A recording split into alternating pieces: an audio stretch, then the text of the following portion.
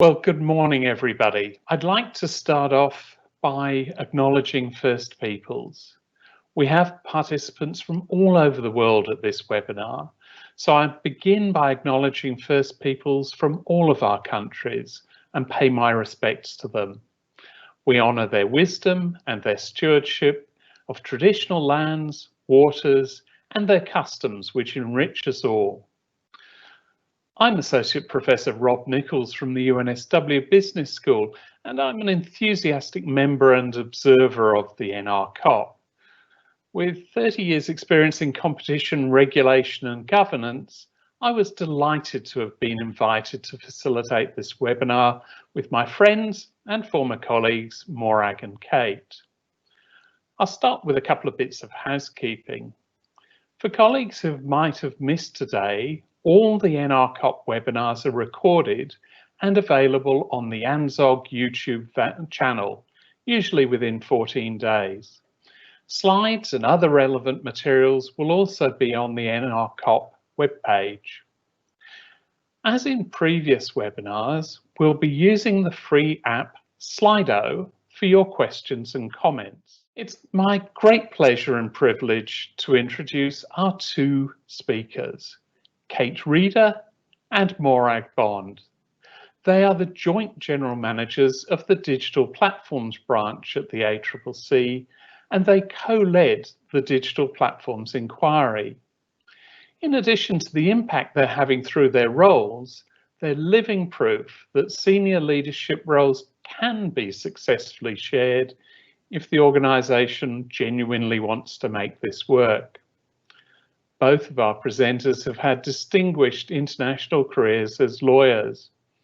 Morag came to the ACCC after practicing as a competition lawyer in Sydney, London, Brussels and New Zealand, while Kate has worked in regulatory roles and advisory roles in the UK and at the ACMA before occupying a number of senior positions at the ACCC.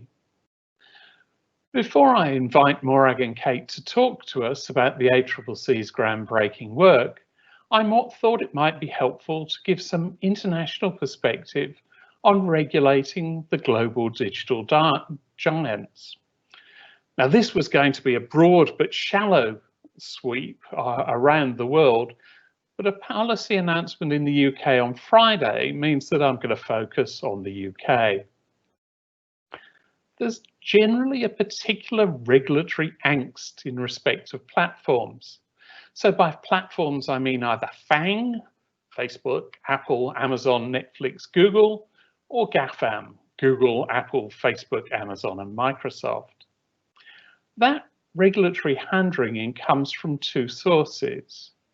The first is that platforms were suddenly quasi-monopolies. In other sectors where network effects hold, like telco, energy, airports, regulation preceded liberalisation. Everything was fairly orderly. The second issue is that merger controls are supposed to prevent monopolies from arising from acquisition. Monopolies from organic growth are fine. So that's that retrospective view, particularly in Europe. How did we miss Facebook's acquisition of Instagram or WhatsApp? Microsoft acquired LinkedIn with barely a murmur. And these issues are felt more deeply in the European Union as all of the platforms are US domiciled and not invented here. Both of the anxiety-causing issues fall under competition law and policy. But there's an increasing awareness that platforms do not fall readily under one regulator. There are privacy issues and intellectual property issues, media problems and consumer protection problems.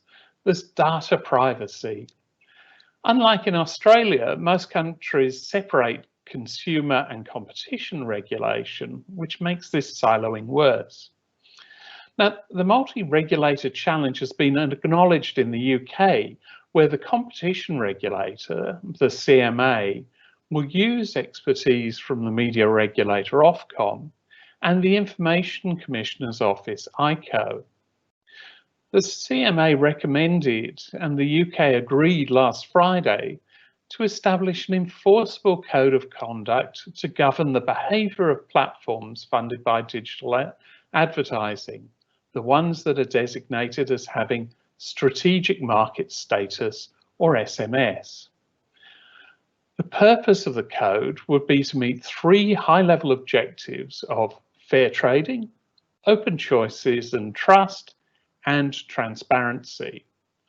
The CMA considers that Google and Facebook are highly likely to be designated as having SMS in online advertising markets.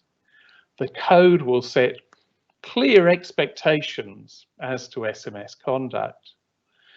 The UK government agreed to establish a Digital Markets Unit, or DMU, to undertake SMS designation, introduce and maintain the code, and produce detailed supporting guidance. The DMU will be given the necessary powers to enforce the principles of the code on a timely basis and amend its principles in line with market conditions.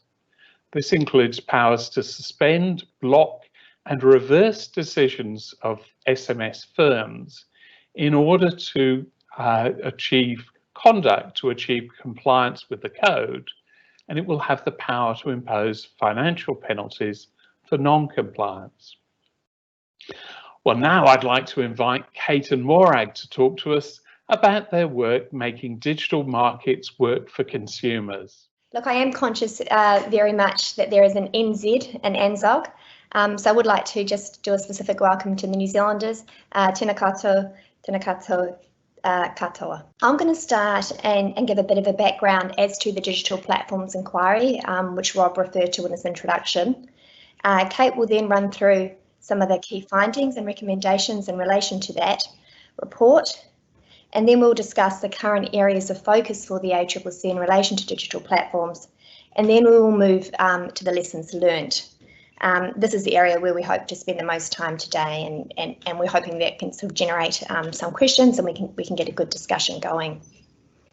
So look, the Digital Platforms Inquiry was an 18-month inquiry that was directed by the then Treasurer, Scott Morrison, obviously now the Prime Minister, back in December 2017.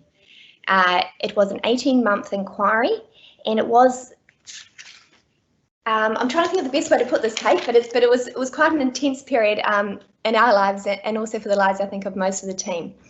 It was a very broad-ranging inquiry for the ACCC. So we're obviously the competition and consumer regulator, but it did require us to sort of step a little bit outside of our comfort zone and look at issues as to how the major digital platforms were affecting other markets. I'll read out a couple of lines from the direction that we received so you can get a flavour of the breadth of that inquiry. So it was the impact of search engines, social media platforms and digital content aggregators. So search engines, Google's key example, social media platforms, clearly Facebook, but obviously others like Twitter, and digital content aggregators, key example there is sort of Apple News or Google News. And we were to look at the impact of those 3 categories of digital platform on competition in the media and the advertising markets, and with a particular focus on the supply of news and journalism. We were also asked to look at the implications for 3 sets of stakeholders: media content creators, advertisers, and consumers. So it was really clear right from the outset that we would have a particular focus on news and journalism. And as we went through the 18-month inquiry, there was a particular focus on the issues, and in particular the issues for public interest journalism and the challenges that they were facing, some of which were long-standing and some of which were exacerbated by the entry and the success of the digital platforms in relation to the advertising businesses. We were also asked to look, as I mentioned, at the impact on consumers, and this was a key part of our analysis. We are all sort of key users of these digital platforms, but as Kate will get to soon, there are some real issues as to how consumers interact with these digital platforms. So as I mentioned, it was an extensive process. We had 2 very detailed rounds of sort of submissions. We had 70 submissions in response to an issues paper and 129 submissions in response to a preliminary report. So the preliminary report set out some high-level recommendations that the ACCC was considering, and that generated a lot of feedback, really useful feedback, and we changed a number of those recommendations and developed them, and some of which we actually scrapped following that consultation. So we handed our report to the Treasurer back in early July 2019. And then in December last year, the Australian government released their response. They released a roadmap setting out how they plan to implement a large number of those recommendations. And it was, from our perspective, it was pretty good news. Out of a total of 23 policy recommendations, depending on how you look at it, it was sort of 16 or 17 were either supported or supported in principle by the government. Over to you, Kate. Great, thanks, Morag. I'm just going to cover off some of the key findings of the report. I think it's probably worth noting at this point that the terms of reference that Morag's just referred to explain in part one of the common questions that we got asked throughout the inquiry, which is why are you not looking at Amazon, why are you not looking at eBay or Gumtree or any of the other large platforms that exist, you know, well, either here or overseas. And I think the main reason for that is the terms of reference were quite specific to digital platforms that were had a tie or a commercial relationship to media companies. That was our primary focus. In terms of key findings, we found substantial market power of Google in relation to search services and search advertising. We found substantial market power for Facebook in social media and display advertising. It's worth noting that display advertising is a particular type of advertising. It's different from search advertising or what might be considered classified advertising. We also found a lack of transparency in online advertising. It's very difficult for advertisers, both large and small, to know where their money goes. And that was a real concern of a lot of advertisers that we spoke to. We found information asymmetries and bargaining power imbalance and behavioural biases in many consumer transactions with digital platforms. And the issue here, I think, is that most consumers do not really understand the bargain that they are making when they sign up to or use digital platforms, particularly where those platforms are at no cost or widely perceived to be free. You often, as they say, pay with your data. And most consumers, as we know from a lot of the privacy surveys undertaken, don't actually read the terms and conditions of the services they use, and particularly the privacy terms and conditions. We also found regulatory imbalance between news media and digital platforms. We looked at the commercial relationships between those parties and found that, in fact, even large news media businesses had little input or control or ability to negotiate with the digital platforms over things that were particularly important to them. For example, things such as branding, or many of you will be aware of Google's first click free policy that operated for a large number of years, where it made news media businesses basically provide news articles for free to users of the Google search service. That was an example of the kind of regulatory imbalance we were thinking about. And digitisation has had a positive and negative effect on news journalism, and here we were looking at both the impacts of digitisation in terms of reducing costs and making news media more efficient in some ways, but also the negative effects of digitisation, and particularly lots of complaints were made to the Commission about things like filter bubbles and fake news, and also obviously the reduction in advertising revenue. Morag, did you want to add anything to that, to the key findings?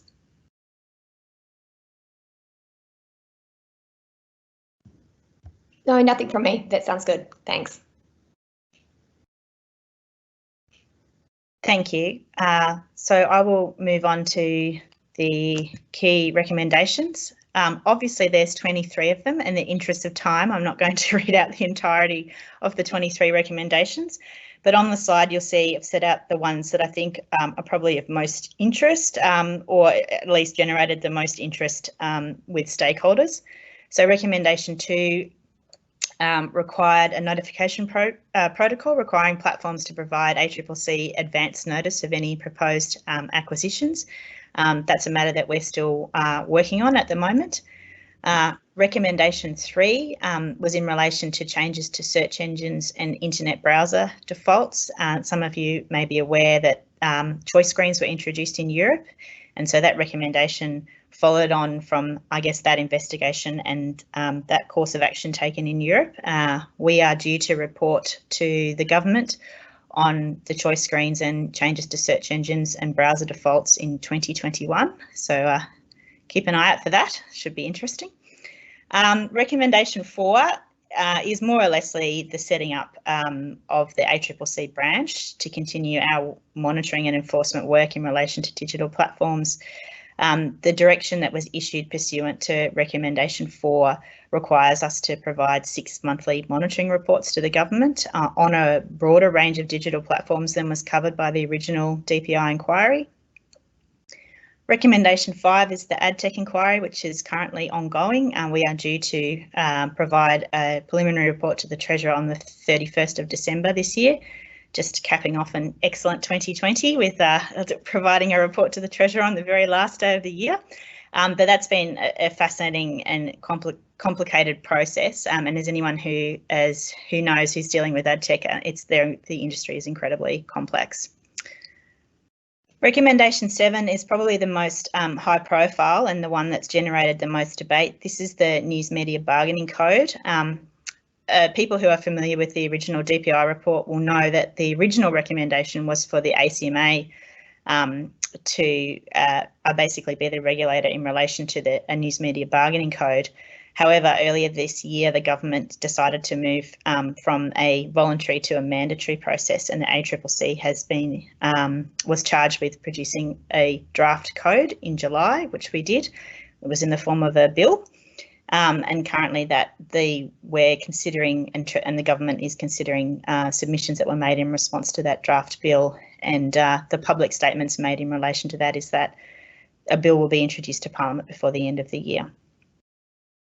So recommendation 10 was grants for local journalism, and there are a number of grant programs, including the PING, which I'm not entirely sure what that stands for now, Public Interest Something Journalism. So, sorry, it's a grant program run by the Department of Communications. Recommendation 15 is the Disinformation Code, and this was following on for quite a bit of work we did in the report about the prevalence of fake news, otherwise known as misinformation or disinformation, and that work's being progressed by the ACMA, and you'll see that a draft of a voluntary code was put out for consultation by Digi a couple of weeks ago. Recommendations 16 to 18 were focused around updating Australia's privacy regime. And there is currently a process underway. The Attorney General's Department has issued an issues paper calling for submissions on these issues. So that will be very interesting. I think it's quite a bit of a challenge, I think, for us to consider how the Privacy Act should be updated. And by us, I mean us as a nation, as a government. So and there are some particularly interesting challenges there and international issues we need to consider in considering what the right privacy regime is for Australia. Recommendation 21 was an ACCC recommendation to introduce a prohibition on unfair trading practices. This in part came out of the work that we did on the consumer asymmetry issues, recommending that in fact a lot of the issues that we identified in the report weren't in fact caught by the current law. So we are progressing that issue further, and there's further discussions ongoing with government about the unfair trading practices provisions or potential for those provisions. And recommendation 23 is an ombudsman scheme to resolve complaints and disputes.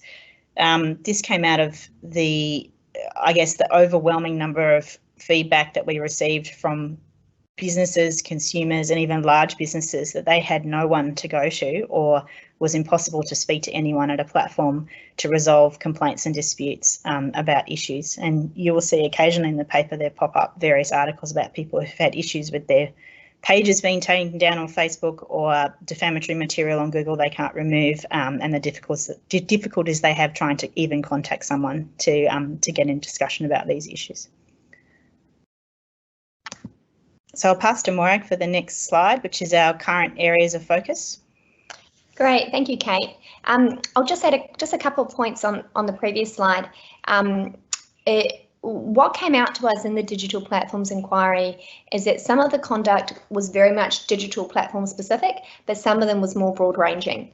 So, for example, the unfair sort of practices, we were focused on some of the conduct of the platforms, and initially that was the same with some of the privacy issues. But when you started exploring it and unpacking it, you realised some of these sort of potentially problematic data practices were broader than just the digital platforms. So the recommendation for an unfair practices and some of the Privacy Act rules that we suggested needed updating, they were economy wide. As Kate will get to in a minute, the Attorney General's Department is taking that sort of Privacy Act recommendations forward. But look, so our branch at the ACCC, I'll just run through sort of quickly. We've got 4 areas of focus.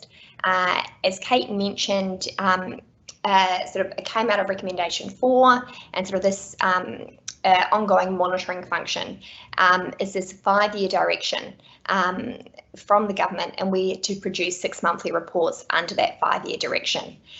One of the issues I think that really came clear to us through the digital platforms inquiry was that this is not a case of set and forget, that these markets are constantly evolving and we need to look at these. We need to have this role in terms of providing transparency to consumers, to business users, and to helping inform government. And so that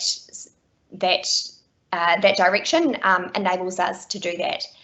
We have published one monitoring report, which was published 2 months ago, and that focused on updating search and social findings, but also looking at online messaging. Ad tech inquiry, I think it's actually on that, as Kate mentioned, that is an 18-month direction that enables a deeper dive into some of these issues in this really complex supply chain. What we're talking about here is the supply chain that helps deliver those advertisements that you see when you're, say, looking on the smh.com.au or whatever news website or app you're looking at. And there's a series of auctions, there's a series of intermediaries that helps deliver those advertisements to you. It's considered by the publishers and by some advertisers to be a very opaque system in terms of how those auctions run and in terms of how much money is retained by the intermediaries in this supply chain and how much of the advertisers' overall spend actually makes its way through to the publishers. As Kate mentioned, we're due to report to the government with a preliminary report at the end of this month. And then we've got proactive enforcement, monitoring and liaison. That is sort of very much a broad sort of catch-all phrase, but this involves us sort of working both with complainants, finding out what concerns are out there in the market, speaking to our overseas counterparts, and also supporting our enforcement teams and also our merger teams in relation to digital platform investigations. I realise, Kate, my introduction's probably gone on a bit far, and maybe you want to take over and then just cover the rest of this slide and also the news media bargaining code.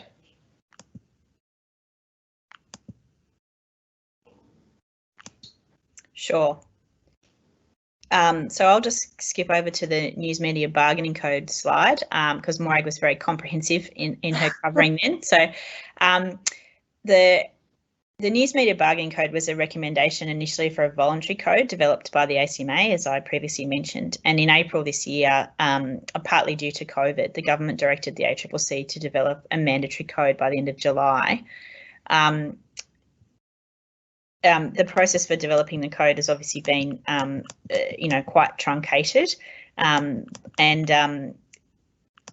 difficult. So we've had to grasp, if you like, quite difficult issues, like what the definition of news should be, how broad or narrow it should be. And obviously those are no easy issues. Everyone thinks they understand what the definition of news is, but when you actually go to put it in writing, you realise if you make it too narrow, you cut out a large number of people.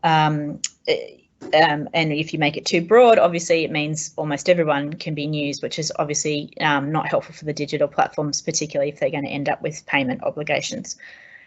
So as I said earlier, the government's committed to introducing the bill by the end of this year. So definitely watch this space as everything we know from the moment that we believe that's happening by the end of the year. So it should be a very interesting space to be in when that bill is released.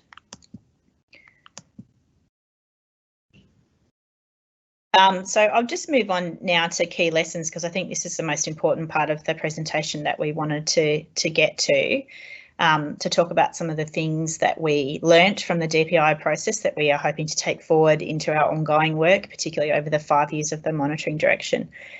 So the first is the importance of myth busting and unpacking the actual problems. When we were first given the direction to undertake the DPI, and indeed a lot of the political negotiations were going on in relation to changes to or media reform law that was happening at the time, there was a distinct feeling that the digital platforms had been responsible for many news publications closing. And there was also, I think, a pretty heavy assumption, not only by politicians but also by academics in this space, and I'm talking media and journalism academics, that that as a result of the digital platforms, investigative journalism, which is the journalism that shines a light on issues that are particularly important to democratic countries, was reducing dramatically as a result of the fact that there wasn't sufficient funding available to fund investigative journalism, which is very expensive.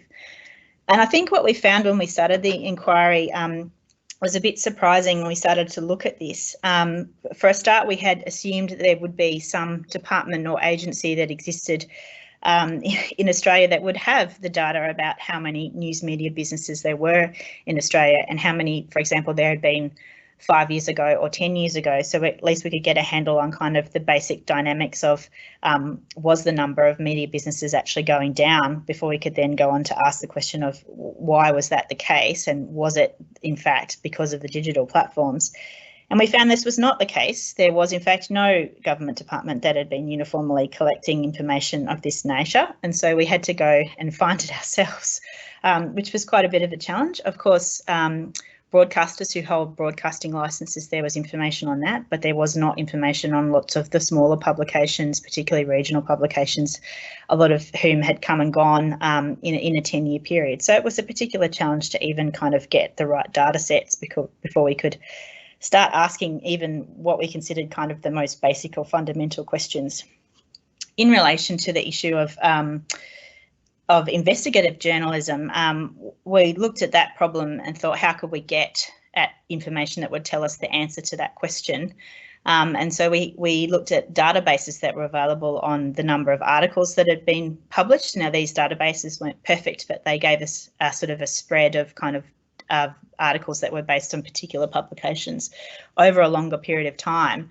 And we ran, we basically sort of tried to work out from those data sets how many of those articles, for example, fell into different categories. There were things like how many were sport articles, how many were sort of, you know, general or breaking news articles, how many were particular sort of, I guess you like beats as they called, so police reporting, infrastructure reporting, health reporting, that kind of thing. And then we broke down how many articles were in each category, and then we looked to see which ones had reduced over time. And interestingly, we found that investigative journalism, despite the fact that it was widely held up as being a significant problem, was not in fact a significant problem. Investigative journalism was still very high profile. It still received a lot of funding, and it was not going down.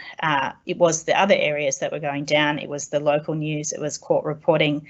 It was the specific beats like health, science, infrastructure. Those kind of areas were the ones that had suffered the most. So that was a very interesting exercise in that a lot of the assumptions that politicians and others, and even academics in this space, had made in writing their articles about what the problems were, when we actually got hold of the data and we started to look at kind of what the trends were, it didn't sort of show up what we expected, which was interesting and challenging. So the second issue I'm going to talk about in terms of lessons learned is the importance of clarity in public-facing communications.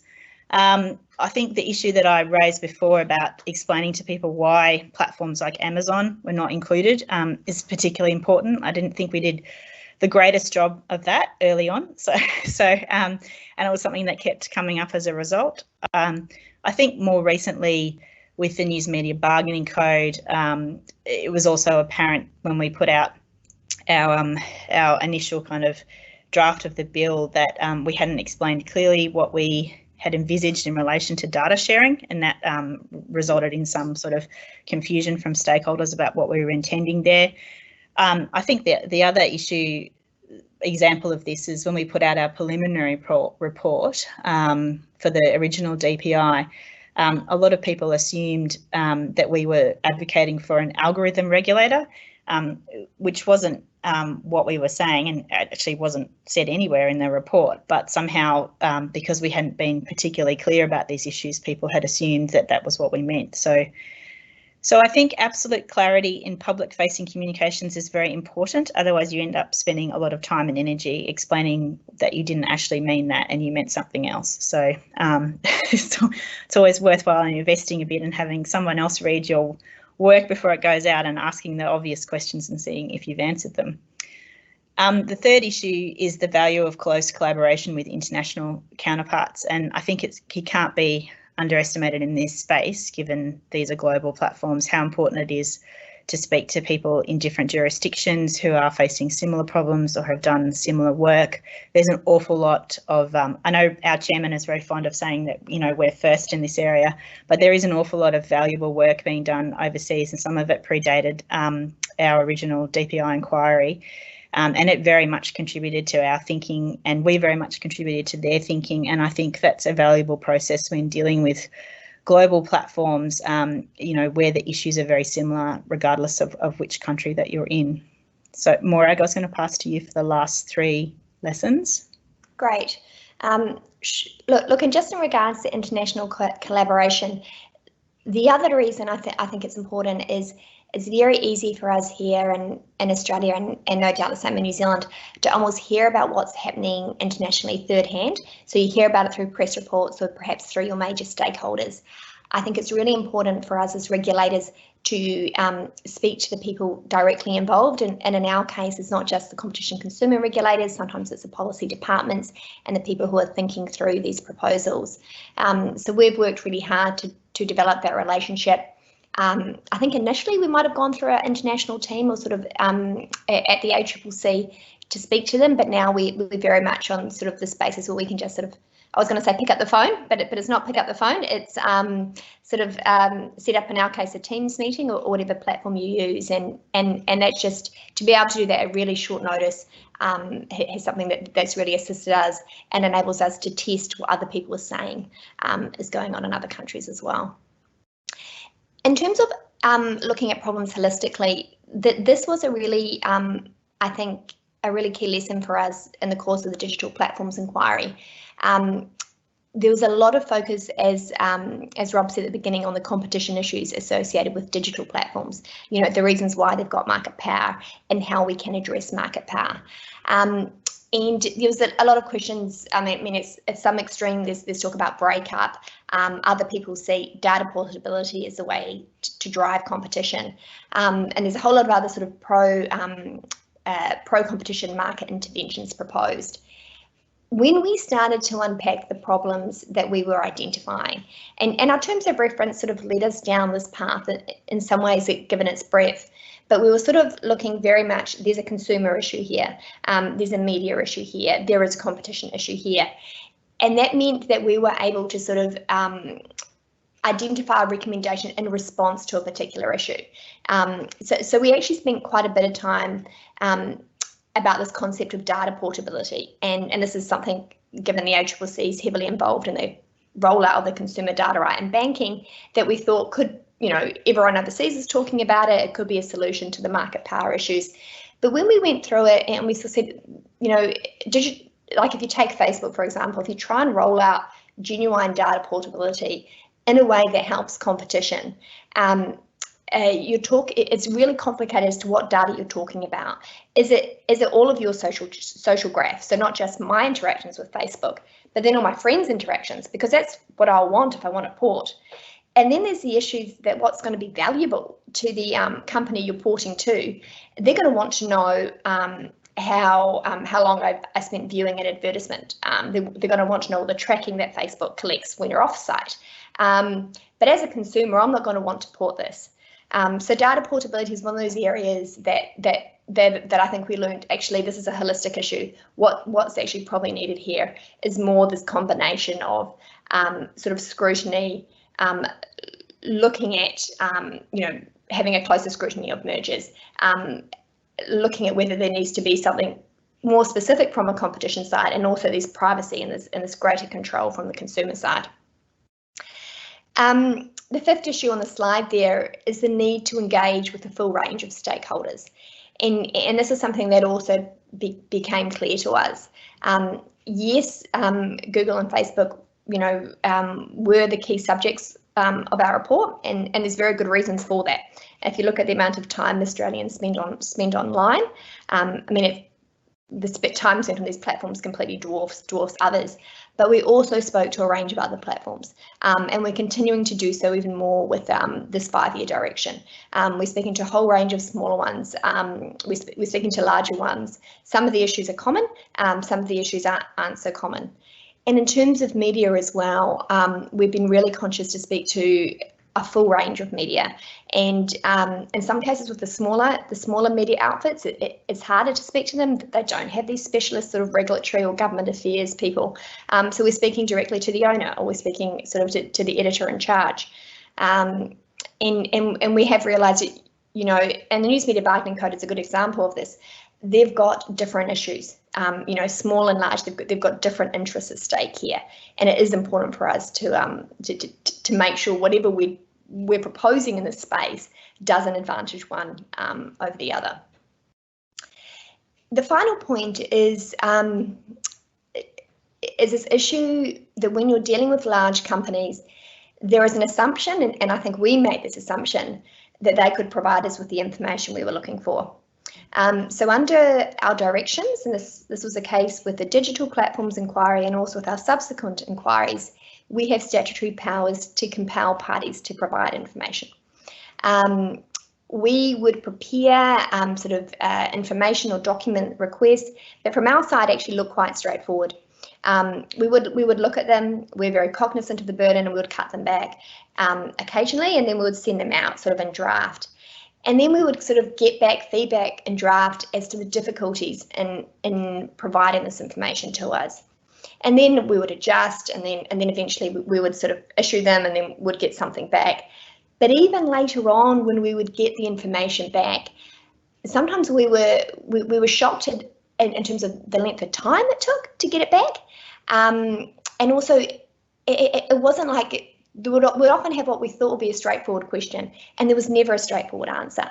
And we sort of realised just almost the behemoth that these companies have sort of developed into, and the multiple levels of approval, and the fact that apparently there isn't one key source of information for these quite major businesses, that it requires all sort of various levels of searching. So we sort of learned, I think, if we want information in time to be able to provide, to contribute to our analysis, we need to be really careful of what we're asking for, make it particularly targeted. We're also become increasingly aware that these companies are often dealing with regulators in other jurisdictions in parallel.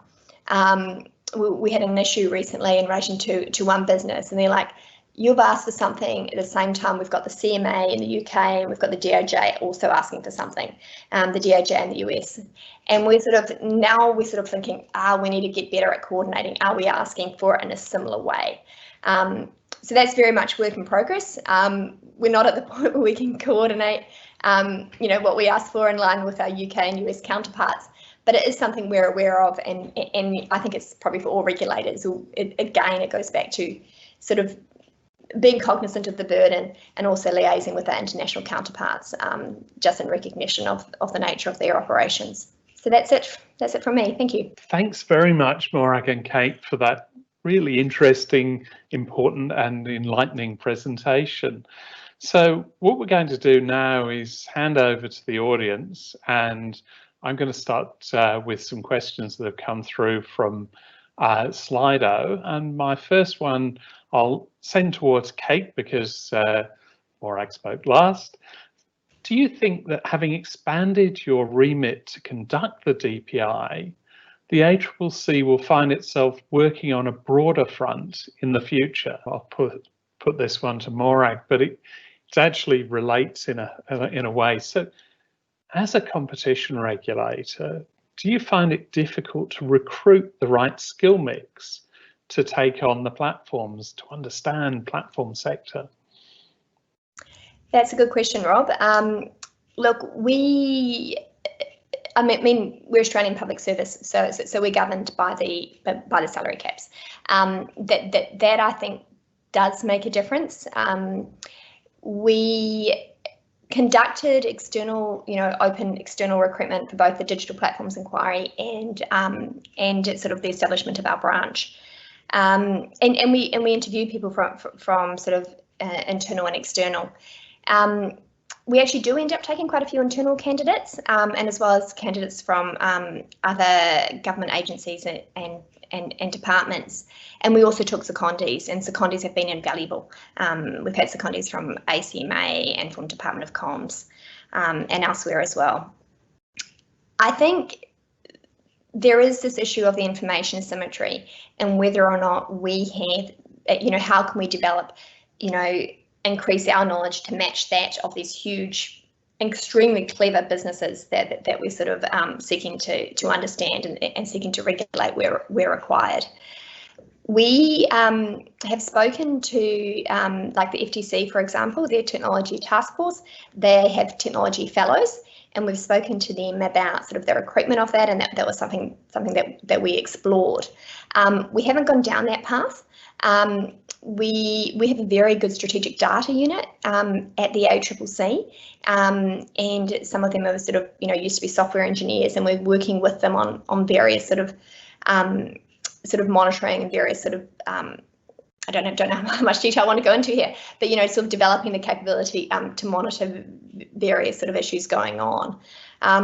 So it is an ongoing issue for us. We feel we're sort of doing okay at the moment. But again, I think speaking with our overseas counterparts and with other people in the industry is a way that we can help sort of bring us up to speed and sort of develop that knowledge to sort of help match these large platforms. Okay, thanks.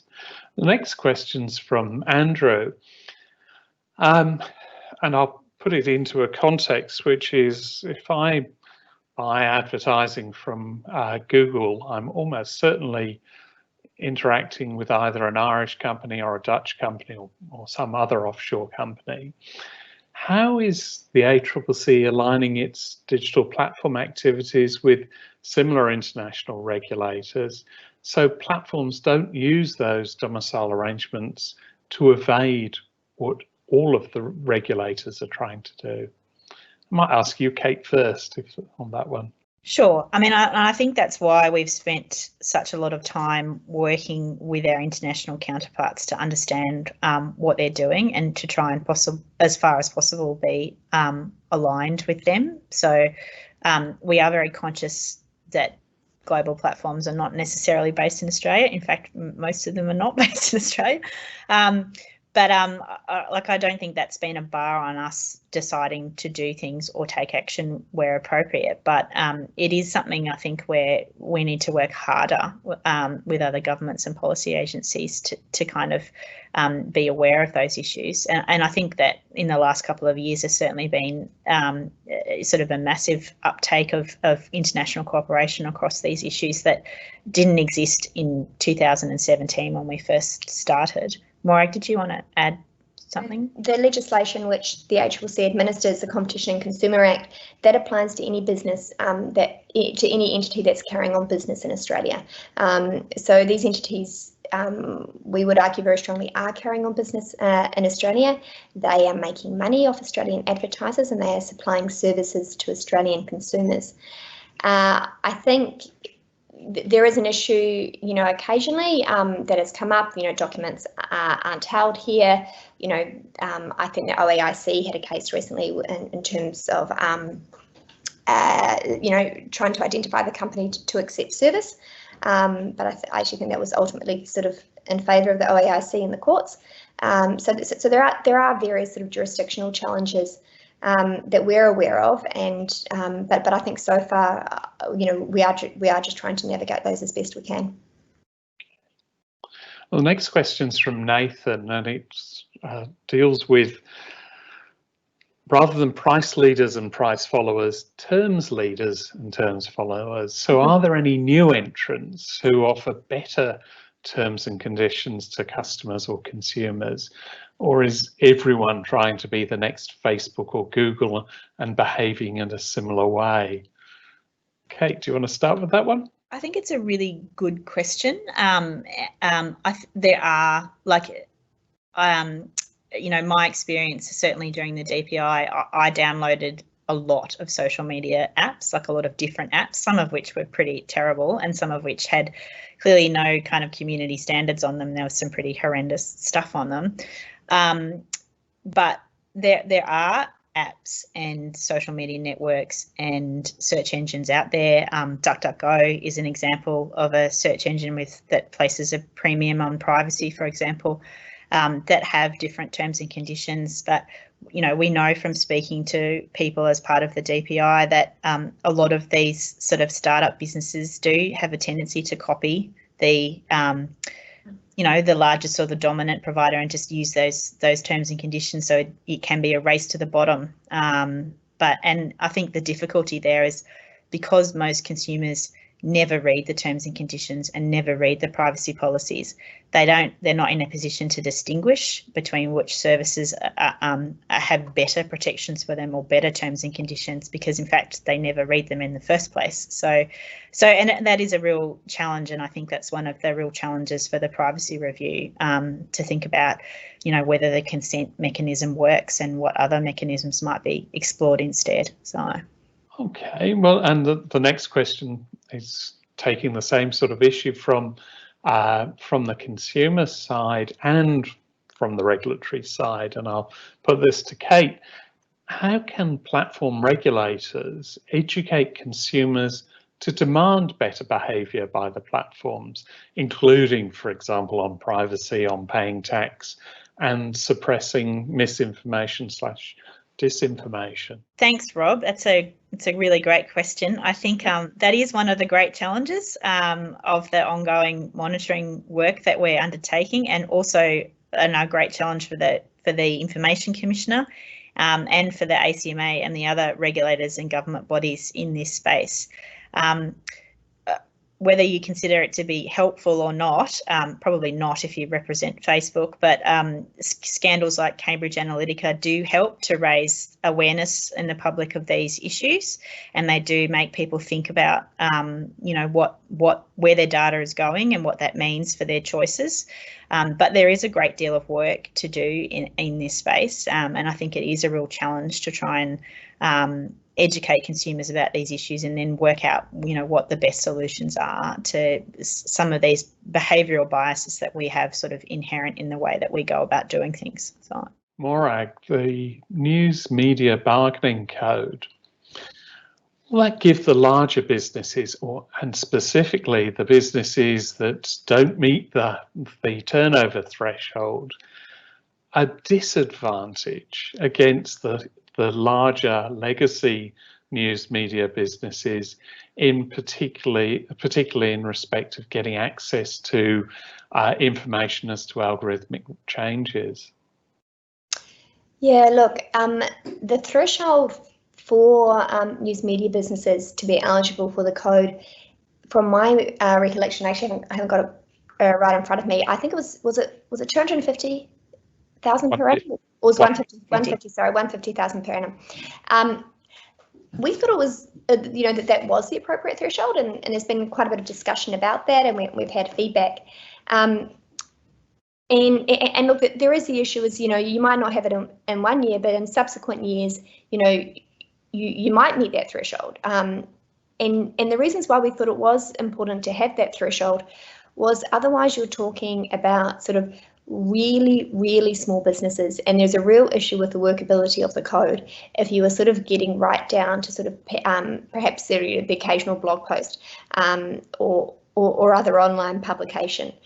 So we do think it is necessary for the code to be workable and manageable for both the ACMA and the platforms as well, to make sure we have that threshold. In terms of the advantage which they will get, and the question refers to sort of transparency around the operation of the algorithms. What we, and one of the minimum standards, which was in the July draft, was sort of advanced notification of algorithm change, and that issue, that minimum commitment in that July version, has been the subject of a lot of consultation. And I can't comment on what sort of the current provision looks like in relation to that. But the intention was never for the news media businesses to somehow get inside information as to how the secret source of Google's algorithm or Facebook newsfeed's algorithm actually works. So that was never the intention. It was what the intention was to try and capture changes and to be given advance notice of those really significant changes. For example, when Facebook prioritised friends and family, I think it was 2018, I think it was, I think it was a 2018 change to the Facebook newsfeed algorithm, and the intention was to make sure news companies would at least get some warning that when changes like that were going to be made. So I don't think there's going to be a significant sort of mismatch in relation to that provision in particular. Okay, thanks. Kate, do you think a Biden presidency will change the attitude and conduct of US regulators? That's a very interesting question. We don't know at the moment, but it's something that we're definitely keen to talk to our international colleagues about once the dust settles there. But certainly the Biden administration doesn't seem, I guess, as out there as comments made by Elizabeth Warren, for example. So, So I mean, we're not anticipating a significant change in the short term, but it'll be interesting to see how those policies develop over time. I was just going to chop on there. I'm not sure if the person who asked that question has seen it, but there is the House Majority Report prepared by Congressman Cicilline and his staff that looked at the impact of the major platforms. That came out, I think, in August. I think it was, Kate. I'm not sure. It was coming in August, September, and that's got some quite sort of far-reaching ideas in there. I'm not suggesting that will become legislation. Obviously, it's very complex in the US to get legislation through, but that's worth looking at in terms of some of the democratic principles. Great. And I'm going to do a final question, 30 seconds each. What are the best and worst aspects of job sharing in such a senior and visible role? The best bit is that you get someone else to talk to about really complex and difficult matters. They say it's lonely at the top, and in a sense, it is difficult to find someone else to talk to about these issues, particularly when they're politically sensitive, or difficult, or about staff, and you have sort of an inbuilt mechanism with a job share to do that. The worst bit, Well, it's not a worse bit. I think that it is a lot of work. Job shares are a lot of work. You need to be constantly communicating with each other, make sure you're on the same page. A lot of people assume that, we work the 3 days and that's it. But there is a lot of work that goes on behind the scenes to make it look seamless. Yeah, so my best is similar to Kate's, just a slightly different angle. It's having someone to debrief, and by debrief I mean someone who can listen to the really bad things and the really good things as well. I actually think everyone needs some form of job share partner, or someone who's at the same level as you, who you can, if you need to, swear away or just sort of debrief on the events of the day. Someone who completely understands it and someone who's got your back. In terms of the worst, yes, as Kate said, there's a lot of work goes on behind the scenes. The other thing is I think, and this has been an adjustment, is